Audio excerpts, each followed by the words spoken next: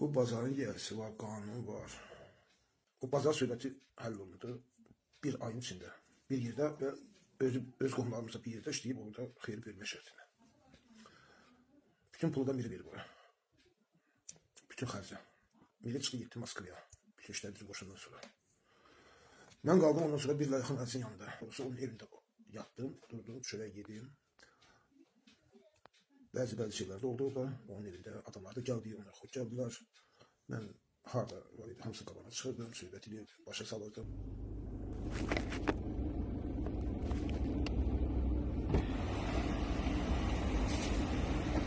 Gördüğüm dayıoğlu, bunun Mərdimazarlığa başı nə qədər işləyir? Ancaq Mərdimazarlığa mı nə qədər başı işləyir? ancaq Mərdimazarlıq uçurdu. Hə, Mərdimazarlıq uçurdu. Sən də olan danışdın, mən də olan danışdım. Elə, hə. Hayır.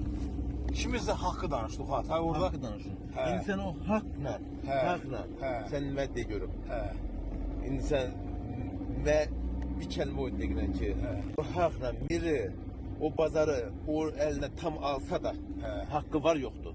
Bu cür şərik olmayıb. Deyirsən ki, görürsən ki, sən deyirsən çox şey mən bilmirdim. yox, Çox şey bu bu cür dəqiqə mən bilmirdim. Elə Elə deyirlər şey şey bilmirdim. Mirzağayı eşidi.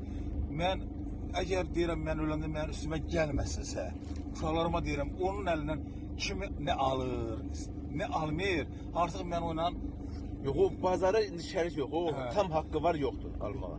Tam haqqı var yoxdur. kimi ilə Mirzağanın Hə. 100% haqqı var.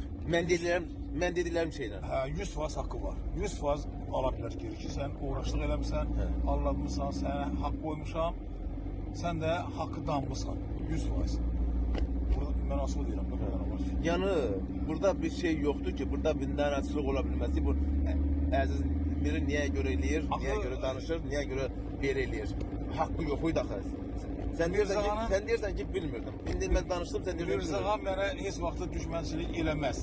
Hələ fürsət Əziz onu ağzını tüpqə dirətkin halda belə yenə də Mirzağa mənə pislik eləmədi.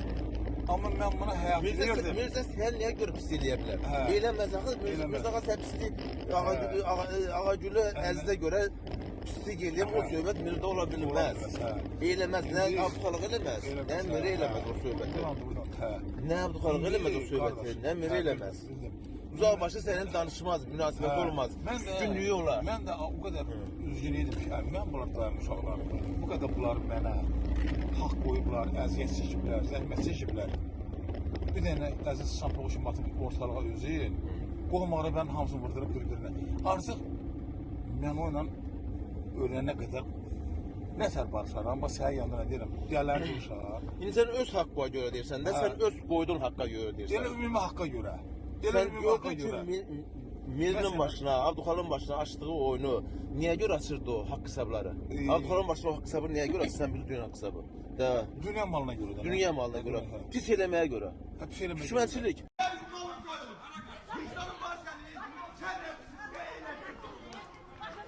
Beni tahkir edin.